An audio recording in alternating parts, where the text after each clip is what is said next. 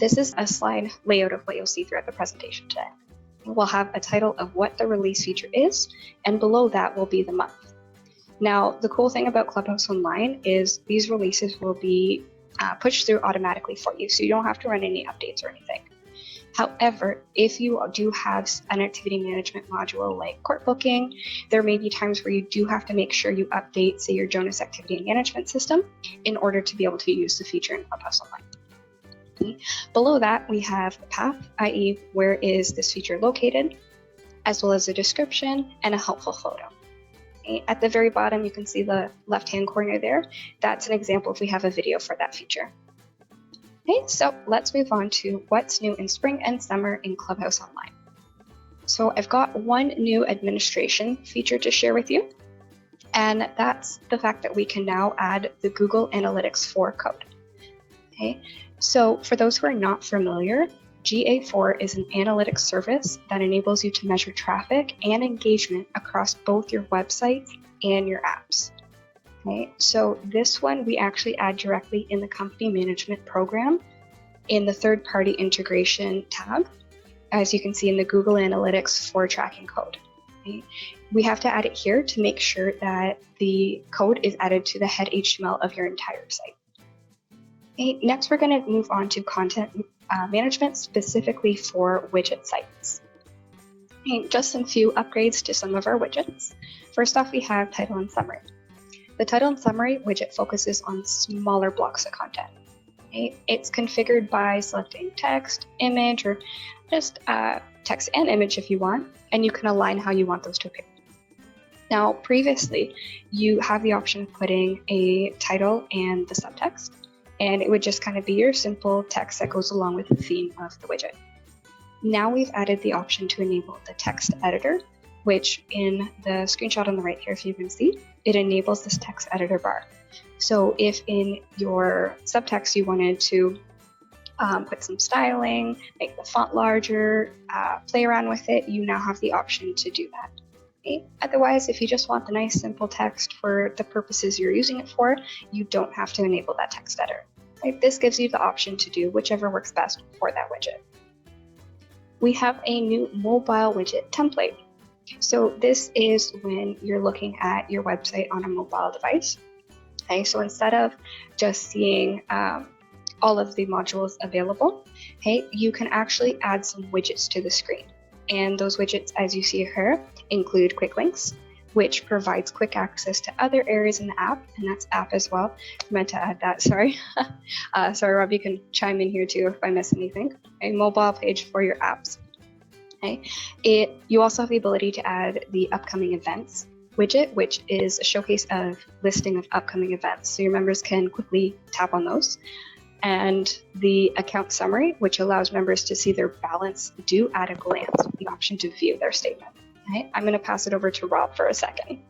Yeah, if you're looking at getting this implemented on your particular app, either if it's custom app or our ClubHouse Online app, contact our support department. They can flip the template over, and then you can add the quick links as you see fit. Again, those are more designed for common things that members do all the time. So think about your membership. What are the most important things to them? And you can add those items to the quick links. They don't have to be booking modules. They can be anything that's oft access. So if you have directions or something that they need to pass to their guests, that's a good idea to put in there as well. And then the widgets obviously pull from your actual data. So they'll bring up your events from your calendar to show them what's coming up in the next few days, as well as the statement balances in the account summary widget. So some options available to you, but if you're looking at implementing this on your app, please contact our support group and they can flip your homepage template over. So, because I know we did this because a lot of members got tired of the tiled display of all the items in the navigation. So this gives them a nice alternative to freshen it up. Awesome, thanks, Rob. So we have also added a scroll to top widget. Okay, so that's this little arrow you can see in the right bottom end corner here. Okay, so this allows your viewers to jump quickly back to the top of the page without having to scroll. Okay, it can be added to any content block, and if it's been added to a page, right when the viewer starts scrolling down the page, okay, the arrow will become visible and they can click that arrow to jump back to the top of the page. Okay, now you can add this to each individual page. Or as a little trick, you can actually add this to the footer zone on the root level. So on the root level of your website where you update your footer information, okay, like your address or anything like that, you can add this widget and it will actually automatically add the scroll to top button to every one of the pages throughout your website. Okay, upcoming events small. This widget allows you to see any upcoming events at the club, and we've just kind of enhanced this a little bit to add a divider line in between the events like you see on the right hand side of the screen here. And we also have given you the option to pick what color you'd like that divider line to be. Okay, then we have tabbed content. Okay, so tabbed content displays blocks of content that are contained in a single tabbed area. So basically your viewers can switch between the tabs that they want to view the content for. The widget is configured by adding each tab along with a label and the content. Okay? Now previously we had a limit of 5 tabs. However, we have now made that unlimited for if you're using the vertical option. Okay? So when you are configuring this widget, you do have the option to checkmark vertical, and all the tabs will appear vertical regardless of the device they're viewing on. If you do not choose the vertical option, we do recommend having no more than 7 tabs as they do appear horizontally. And if you have more than 7, it's going to add a scroll bar and cause your viewers to have to scroll to see the other tabs. Don't want them to lose out on any content. Okay? Of course, viewing on a mobile device, it will automatically fit the screen regardless if you're using horizontal or vertical. Okay, static and rotating image banners. The difference between these two image banners is static is literally that static image, i.e. a single image, and the rotating image banner will actually switch between several images every few seconds for you. Okay. You have the option of also displaying a title and a subtitle over that image. So we've added the option to enable title only. And if you do use this option, you will be able to configure additional font settings, as you can see in the screenshot here, okay, for both the first title line and the second title. The last widget to go through here is our text area large. So the text area is typically a widget that you will do if you just want to write some, general text in, okay? You have the content editor, so you can make adjustments to your formatting and all that. Now, in most of the widgets, if you're familiar, you select a theme that you want to use for that widget. And there's 3 themes that get applied to your website based on your branding, your colors, and all that. So we have added the option to add no theme. If you use no theme, it's going to make the text automatically black and the background automatically white. Okay, so this is just different if you wouldn't want to use your theme layout specifically for this widget on this page. By default, this widget will be set to no theme. So if you do want to use a theme, maybe theme 2, just make sure you switch that up. Okay, so we've got a few features to show you guys for the roster/member directory. The first one involves images. So as you guys might know, your members, or you have the option of allowing members to display their photos online, like a little profile photo. Okay, so previously, all photos were displayed with a radius, which actually trimmed the image to display in a circle. So basically think of like a Facebook profile photo. Now, for members whose photos featured, say, a couple, or the member's face was not centered within the image itself, the radius became a little bit problematic. So to address this, we've actually given you the option to choose whether or not you want to have that radius. Okay, so we've got 2 images here, one with radius and one without, and in the screenshot above that is your option to disable that radius if you'd rather not use it. Okay, so this release here is specifically for our clients using our Jonas Encore software, and it involves the countries and states and provinces within the roster. Okay, so you can enable this new feature, which is the Encore integration for countries and state/provinces. So instead of, if you allow members to update their profile online, so they can update their address, for example, instead of allowing a member to type in their country or state or province, if they need to update, they will actually be able to select from a list. So I'll show you the next slide here. Okay, a specific list based on what you have in your Jonas Encore system. Okay, so they won't be able to type anything random in that might not be picked up properly in Encore. They actually have to pick something that is within your Encore system. Okay, when you do set this up, just make sure you select the test connection button to make sure a valid response is returned from the back office to make sure the connection is there. And if you have any difficulties, our support team is more than happy to help you. Okay, roster search. We have added the ability for members to search by address in addition to name and profession within the online roster. Okay? Just so you know though, if a member has hidden themselves from the roster, okay, as you can see on the screen here, whether it be for member preference, GDPR, or any type of reason that they just aren't being shown on the roster, okay, they will not appear in a search if they're hidden. Okay. Another cool thing with the images on the roster is you can actually click on the photo now and expand it to see a larger view of that image. Okay. And if you need to close out, just click anywhere outside of the image. And then to view the actual member's profile, if you can kind of see the black screenshot under here, you can basically click anywhere within that white area in order to actually open their profile. Okay. So the roster list, this is the last one here for the roster. And we've also added a scroll to top button or arrow at the bottom right hand corner as well. So similar to the widget we looked at, hey, you don't have to turn this on. This is going to be there automatically for you. But as you're scrolling down through the roster, you can click that scroll to top button and it's going to jump you right back to the top of the roster. Okay? Just trying to save you guys some extra little bit of scrolls. Okay, with that said, I'm going to go ahead and hand it over to Rob, who's going to continue on with what's new in ClubHouse Online. Thanks, Alyssa. Okay, so what I was going to do is take us through some enhancements we made to mobile and some other modules within ClubHouse Online. So from a mobile perspective, we've improved the notifications to support a combination of status and member type. So previously, if a member satisfied either of the conditions, either their status was in the list of selected statuses or their member type or fee billing was included in the list of member types selected, then they would receive the message. This allows you to be a little more targeted in that you can say they have to meet both criteria, a combination of the two, let's say. So if you select active, spousal, and another status, and then you pick the three member types of social, full golf, and tennis, then they have to match one of those combinations in order to be sent to the list. They have to be active, full golf, active tennis, active social, or spousal tennis, spousal golf, spousal social in order to be included in the list. So especially valuable for Encore clubs that have a fewer number of statuses and have much more member types. You can target it at a specific group of people.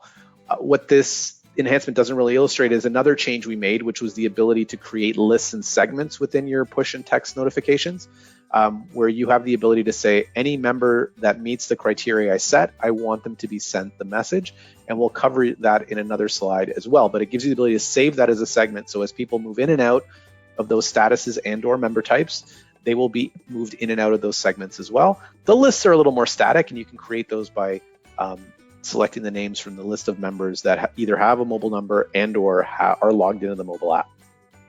So this is what I was talking about, it's the recalculation. So initially when we released the segments and lists, specifically segments, the calculation was done at the time at which you created the message. So when you created the message, it would say, okay, who is supposed to receive this? And then upon send, which could be days or weeks later, depending on when you schedule it, it would send out to those people that were on that list or in that segment at the time of send, at the time of creation. Now what we've done is we've added a recalculate on the send. So before we actually trigger the send to go out, we check to make sure what the current contents of the segment should be, or if the list has been modified since you created the message, and make sure all the people that are included in it as of the moment of send will be receiving the message when it's sent out. So just a way to make sure that all the appropriate people are receiving the messages when you target them accordingly. Within the generic ClubHouse Online app, which many of you are using, I'm sure, we call it the ClubHouse Online mobile app. We added a splash page with the animated GIF you just saw load on your screen in front of you. That was done probably in January of this year, so you've probably already experienced it, or your members have anyway when they access the mobile app. We also added the ability for members to reset their password if they've forgotten it. So when they hit this login screen within the ClubHouse Online mobile app, they can hit the Forgot Password button, which will provide them with the reset password screen in which they have to enter your club's name. It'll prompt them with a list of matching clubs, and then they enter the email address associated with their account. When they hit reset password, they will receive an email by way of which they can reset their password. If they enter an email that doesn't exist or is not the email associated with their account, we'll notify them that that email address does not exist or it's an invalid combination of the two, and they must try another one. We can't tell them what it is because that defeats the purpose of keeping passwords safe. We also added the ability to display an image on the member card page. So if your members are using the member card page to prove who they are for point of sale or when they're walking into the club, we've added the ability for you to add your logo, and that is the highlighted item within Club Central Company Management General Settings. You can add a member card logo here, and it will display on the member card page within the app above the barcodes, whether it's the two-dimensional barcode or the QR code. So just a way to brand your page so that it shows your club's logo. In the past couple of months, we've released a new online hotel booking module that integrates with Jonas Chorum, which is a sister company of ours. They provide a PMS, property management system called Jonas Chorum. So if you are using Jonas Chorum or you're considering a hotel booking option, if you add the Jonas Chorum PMS, you'll be able to also add our online booking module for it. Within this module, you have the ability to pull all of the data from Jonas Chorum. The data includes things like rate codes and room types, and then you have some ability to configure those within ClubHouse Online to, customize the data. So when you see room descriptions like we're seeing here, that's something you would add in based off the room type that we bring back from Chorum. The rate codes are going to determine your pricing, and we bring those back. What you're going to do is assign those rate codes to a member rate or a guest rate, and depending on whether a member is making a reservation of type member or guest, that's how we're going to determine what rates to display on an average per night basis. So you can see some booking screens here, but what I will do instead is actually take us into the module itself. So as a member, I'm logged in as Roger Smith. I can select my check-in or arrival date and my checkout date. Let's make it more than one night. Let's make it 2 nights. I can say how many adults are going to be coming, how many children under or over 12. The children configuration, whether or not you show this, is up to you, but they will contribute to your max occupancy. So in my case, my max occupancy is 4 across all my room types. So when I try to find rooms, it's going to tell me that I've exceeded. So if I dial that back and say 0, I should be okay when I hit find rooms. You can also say, I want to see all room types. I'm not terribly concerned about which one, or I can pick a specific one. So I want, one bedroom king suite, non-smoking. When I hit find rooms, it's going to return results that are available for that time range for that room type. If I set it to all room types, I can click on find rooms. And instead of just seeing the 1 bedroom king suite, I see all of the different room types. Alternatively, if I select guest, the guest rate code is going to be applied. So our $115 per night could change. In this case, it doesn't because I've got the same rates applied to both codes, but you would display different prices based off the rate code and room type combination. So you have one room rate code assigned to members and another rate code assigned to guests. In terms of a guest reservation here, what we're really talking about is a member booking on behalf of their guests. So it'll always be assigned to the member, but the reservation is going to be made for someone else entirely. And I can just put in the information here. And I can click book now. I'm not going to save that address. And then when I get it, I'll get a confirmation on screen as well as one in email coming out of Chorum Hotel to indicate that I've booked it. All of those reservations will be stored within this My Reservation screen, so you can see all of your upcoming reservations. And you can see those that you make for yourself are not booked on behalf of anyone, but those that are made on behalf of a guest are booked on behalf of a particular individual. And the total cost in the currency assigned to your Chorum site will be displayed.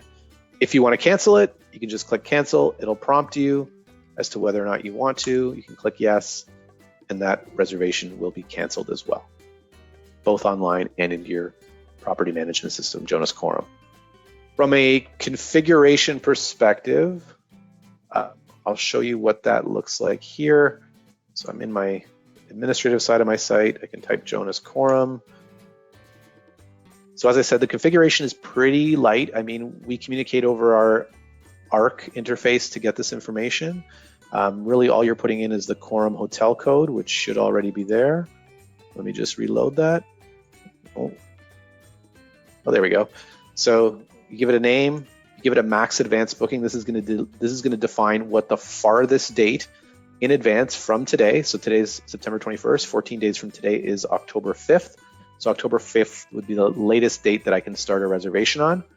Like I said, you have a member rate code and a guest rate code. This drop-down is a list of all the rate codes we're pulling back from Jonas Chorum, and you can select any of these to assign to member, and you just want to select a different one to apply to guests, because normally you're going to have different rates based off member versus guest booking. I talked about the children before. If you can turn this off and not allow them to add children. If you do, you're going to get the option to set the sort of watershed age of children over and children under, and it'll display those two boxes into which you can detail how many children of under and above 12. I can make it 17 if you want, up to you what age you want to set within there. But if you turn that off, then that option goes away and they don't have the ability to define the children. Last thing here is view only hotel. So if you want to allow members to see what availability there is in the hotel, but don't necessarily want them to complete a booking online, then they can call in, but they will see what rooms are available based on their check-in, check-out date, their occupants, etc. But it's an option for clubs that don't necessarily want to allow members to make online bookings. With that, I will head back to the presentation. So within court booking, we added the option for you to turn on reCAPTCHA for booking. So really, this is just a way to prove that the member is a human being and not a robot. We had some concerns from clients that saw members, let's say, taking advantage of the system by using a bot to make their bookings. So they were always getting the best bookings every week. So in order to stop that from being possible, we added this reCAPTCHA. And depending on the scenario, the book button will be disabled until they're able to check this box. If simply checking the box is sufficient to determine that the person is a human being and not a robot, then that's all they'll need to do. If, however, Google, based on its evaluation of your cookies and your logs, determines that the check mark wasn't sufficient, it'll display a picture array that we've all seen where it asks us to identify all of the images of traffic lights or all the images that include boats, and the member will have to go through those, and then upon successfully completing that, the Book Now button will become enabled and they can complete their booking. The booking is locked for an amount of time that you define, so depending on how long that lock is, they should have plenty of time to negotiate the reCAPTCHA if it does pop up. Like I said, it only happens periodically based on an evaluation that reCAPTCHA is doing, not us per se. What we also added was a new page type called the generic court booking page type. What this allows you to do is we saw a lot of clubs using court booking for purposes other than specifically booking courts. So whether that was hunting runs they were booking, meeting rooms they were booking, pool lane reservations, we saw all manner of things. So in order to make it work better in the online experience, what we did was created a page type that you can add to your site and define which activity type court types are going to show within there. So you see you have the ability to select one, many, or all. And what this allows you to do is sort of segment your booking screens so that they fit in context with the rest of your website. So if someone wants to go make a court booking, you can have a page called court booking in which you would only select your courts. You could call it tennis booking and only select the tennis courts, and have a separate page for squash booking or a separate page for table tennis, separate page for hunting runs. What that does is then within the navigation of your site, under your tennis node, you could have a tennis booking link and it would take them to a page within which they can only book tennis. But more importantly, if you have one of those outlier cases where members are booking something completely different than courts, and you want to have it look like a page for booking, but not have all those other court types, not have labels that don't make sense, this page type works very well in that you can, like I said, modify the label. So the first tab label, and I'll show you what that means in a second, the court type label, as well as the booking screen court label can all be modified so that they are specific to the particular context it's in. Then to add to that, within the Jonas Activity Management court booking module to which this integrates, you can set up court type specific confirmations. So again, the language in there can be specific to the activity that's actually being booked. So it doesn't have language like courts and things like that. It speaks specifically to that particular application of the court booking module. So to give you a little more information on it, I'm going to show you a page I've configured for my golf simulator bookings that is utilizing the generic court type page. So if I click on golf simulator booking and I go to the form tab of it, this is wherein you're going to make all the selections. So when you add a page like this, it's going to take you directly to this form tab. You don't have to worry about navigating to it. If, however, you want to modify it down the road, you would select the page and then access the form type. If you're ever looking, if you want to know what page type it's using, you can go to this Properties General tab, and it'll show you that there's the page type, generic court booking. But in here, you're going to select which activity type, court type combinations you want to appear on this page. I've only selected the one. There's a default, so if you want it to be a particular court type by default, you set it here. In my case, there's only one, so it doesn't matter. But if you had multiple, you would have the ability to select which one you wanted to have as default. And then you can set the first tab, court type label, and booking screen court label. So what those are, when I talk about those, to put it in context for you, and we'll go back to the member view of the website. So if I go to Golf Simulator Booking, you'll see that this is the first tab. So your first module tab is going to read Golf Simulators. This is your court type label here where it says Golf Simulator. And then if I'm booking a golf simulator, within the screen here, instead of saying court, it says simulator, right? So under normal circumstances on a basic court booking page, those three things are going to reflect the module title. So court booking, court type. And then if I go into a booking, it's going to say, well, I left my label blank in this case, but it would normally say court, grass court 2. So you have the ability to modify those things to, again, have the module experience not necessarily reflect courts because it's not what you're using it for. So more flexibility in organizing your content on your website and a more specific experience for the users so they're not confused. Where previously they would have had to go to this court booking page, then select the appropriate court type. I've actually used a generic court type page for this as well. But if under normal circumstances, the regular court booking module page would show all of your court types within it, they'd have to find the appropriate one as opposed to going directly to a page on which it's only showing them the one thing that they're looking to book based off the link they click in the navigation. I've beaten that to death. You can see here within the presentation, which will be sent out to you or available in the handouts, you'll have all of these slides to go through them where they're highlighting the various sections and relating them to what we've changed. But I don't think there's any need to go through those any further at this stage. Moving on to dining reservations. So we made a couple changes in dining. One of the bigger, more impactful changes, I would say, is the ability to support what we call facility group thresholds. So a couple different concepts there. One is the concept of a facility group, which is pretty simple. You can set up a facility group in Jonas Activity Management, and what you can do is set it up with dining facilities. You're creating a group of facilities, typically, which are sharing the same kitchen. Because what we're trying to do here is limit the number of people or the number of covers that can be in all of your restaurants within that facility group at the same time, because the kitchen can only supply so many orders in some amount of time.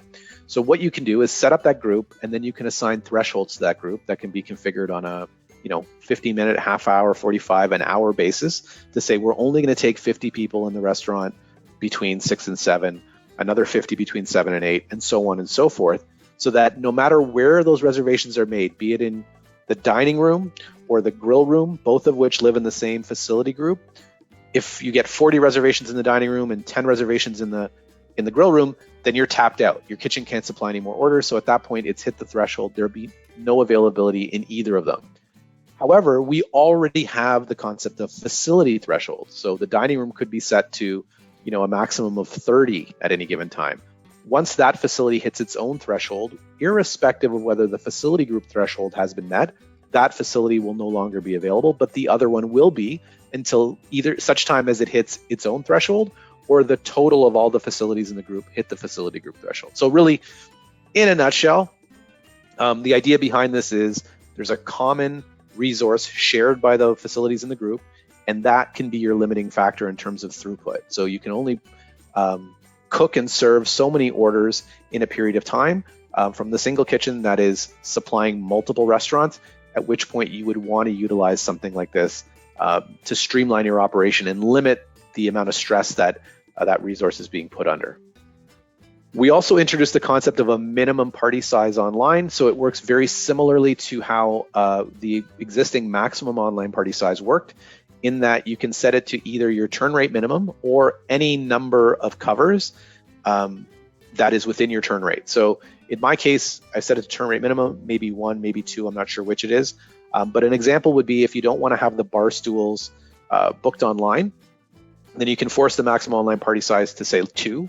And then people for walk-ins that come in by themselves can occupy those bar stools, as opposed to someone being able to book them online if you have those set up as tables. So set it to 2, then limit the singles that are coming in and occupying bar stools, for a good example of 1. So you have the ability to say, this is the minimum party size I want, this is the maximum party size I want, and then members will only be able to create reservations on behalf of those 2 party sizes when they're creating them through the website. So we added this one a while back, but it's the ability to add guests and or buddies and groups to reservations. This is all contingent upon the first highlighted setting here, which is adding names to reservations. So in dining reservations, there's really 3 types of options with respect to adding names to reservations. One is you don't allow, and the member just puts in their party size and makes the reservation. They don't have to name anybody on the reservation. The second is allow add names. So when you're in the allow add name state, you can allow guests, and by virtue of having buddies and groups, members will be able to add them to the reservation as well. But this is an optional case. So if I make a reservation for a party of 4, then I can add up to 4 names, but I don't have to add all 4. That's the third setting, which is must add names. So in the must add names case, you can allow guests if you'd like. If you do, this add guest option will be present. And we're talking about non-members in this case. And if you have must add names on, add buddies and groups will be there automatically. So really you're controlling whether or not this add guest option is available. So to show you an example, let's go back to the member view of the website. And I think I have dining already open here. So if I say I want to make a reservation for September 30th at 7 p.m. for a party of 5, I can find my availability. So I'm going to book the main dining room at 7 o'clock. And now I can add members. So if I wanted to add myself, let's say, I can put him in. I can add buddies and groups. If I have any, it'll bring up my relatives and any groups I have. So I can add my Thursday morning golf group. That adds Jeff Miller and Matt Betts, and I can still add one more member. But because I'm in the allow add names case and not the must add names, I don't have to add that 5th person. If I wanted to add a 5th person, that 5th person was a guest, I can just type in the guest name. And if I want them to receive the confirmation, I can add their email address. And then when I submit the booking, it'll be on behalf of 5 people. Turns out I'm currently restricted from the club. So I need to fix that. Otherwise, the reservation would go through, you'd receive a confirmation on screen as well as one via email. One thing to note, which is not necessarily under the umbrella of ClubHouse Online, is that we added the ability for clubs to configure responsive confirmations for dining reservations. What this means is the confirmation will appear equally well on tablets, mobile devices, desktop. The big difference is, in addition to it being available and displaying well on all those devices, not having to pinch and zoom, not having to open a PDF file, is that it's a lot easier for you guys to configure. But the compromise is there's a lot less customization. However, I think there's sufficient customization to satisfy your needs. You can put a logo for your clubs on that. You can add in any welcome message. You can add any call to action at the bottom as to who they should contact if they have any questions. You can include content about dress code if there is one. So all of that information available to you. You can configure it yourself. If you have questions about this, you can contact our support group and they can assist you with responsive confirmation forms. So bouncing back to the presentation, let's move along to event management. So we made a change. We, again, mostly based off client feedback, was that when members registered for the waitlist, when they were looking at the calendar, they couldn't tell the difference between when they made a waiting list registration versus an actual event registration. So what we did was modify the icon associated with a waitlist registration from a green check mark, which just meant registered. We added a new icon, which is this yellow or gold waitlist registration, which you can see is illustrated here within this booking on Saturday, the 4th of June. So again, easier for members to see at a glance which events they're actually registered for and which ones they're on the waiting list for. Online ordering. I know this has been a very popular module among clubs in the past 2 years, especially with the onset of the pandemic. But we made a change to assist with, again, managing that common resource among outlets. So we've added the ability to set thresholds, and when the threshold is met, the member can receive one of the 3 messages illustrated on the right, depending on the scenario they're in. So, for example, if you're allowing order ahead, then your members are going to be receiving one of these first 2 messages. In the first case, basically what it means is the order limit has been reached for all of the times they're selecting. So whether it be now or some point in the future, any time between current time and the future time, there's nothing left. There's no availability to make an order. It's kind of a rare case that you get that first message, but it's possible. In the second case, the time you've selected, we've hit the threshold for it. So they can modify the date time, and upon selecting that, they'll get a new list of times, which will be restricted to only those that are available presently. It is possible that the member could select a time, and because of the number of orders coming in simultaneously, that time would be, again, have reached its threshold by the time they end their order. But typically, that's not the case. This is not like booking a tea time. There tends to be a lot less contention at a particular time. So they can click on modify date time, and then they'll be able to select a new time, and typically that time will be available. The third case only occurs when you're not allowing order ahead. So everybody is ordering for ASAP, in which case, if we've reached the threshold for the current period of time, there is no option to modify date or time because there are no other times at which they can order. And in that scenario, they would get the message that reads, "We are sorry, the order limit has been reached. Please try again later." So again, the feature is designed to limit the number of orders that are coming in from online to some number that you think you can manage, in addition to all the other options that are available to members in terms of ordering from the club, whether that be actually in person in the restaurant or they walk up and want to do a takeout order. This allows them to go online, make the order, and if you've hit your threshold, they can't make an order for that time. And in most cases, they can select another time at which they'd like to receive it. And sometimes it may be a half hour off. It's just a matter of how you set up your thresholds and whether or not they're allowed to order ahead. Moving along to tea time. So similar to court booking, we added the same reCAPTCHA option to deny bots. I think it was a little more prevalent in tea times because that seems to be where the most contention occurs, where people are trying to book at 7 a.m. on Wednesday for that Saturday morning time when the tea sheet opens. So again, to prevent the members circumventing the system, we added in this reCAPTCHA option to prevent them from running a robot or a bot to do a job for them. They have to, again, prove that they're human, and upon doing so successfully, the Book Now button becomes enabled. We also added some changes regarding to be determined players. So that's an option we offer where you can say, I'm not sure who I'm playing with, but I'm going to add this to be determined person.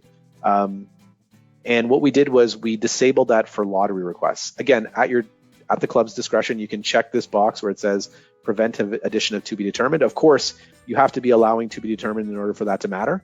But if you allow to be determined and you disable it from lottery requests, then when people are making lottery requests or submitting ballots, we won't allow them to add TBD players. The rationale behind that is because if it's an unnamed player who we don't know who they are, we don't know how many points they've been assigned. So if you're using a weighted lottery that takes into consideration how close to the requested time people got tea times in previous weeks, a TBD player has no points.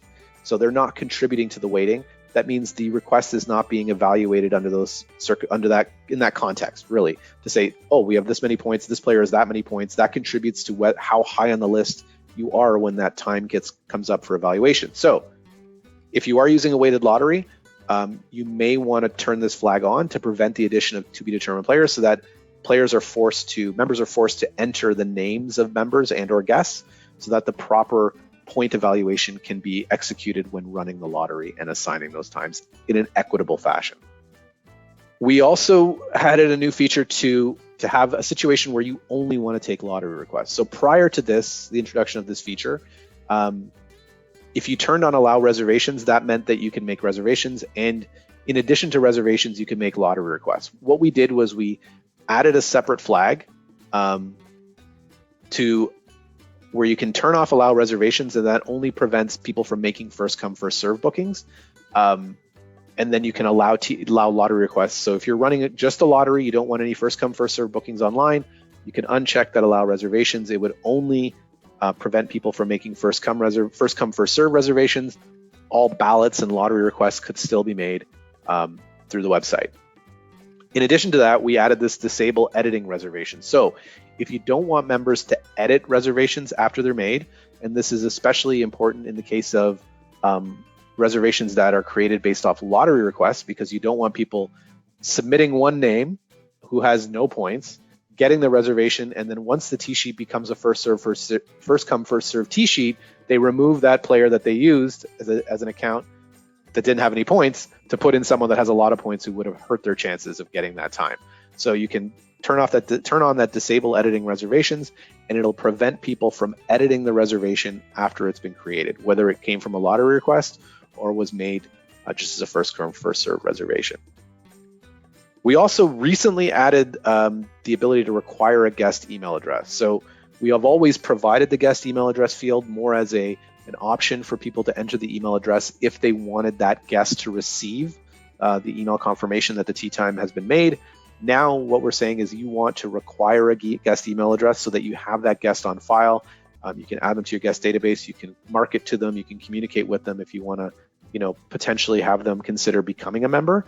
So you can have that set within your Club Central Tee Times general settings, check that require guest email address, and members will not be able to add a guest without providing an email address.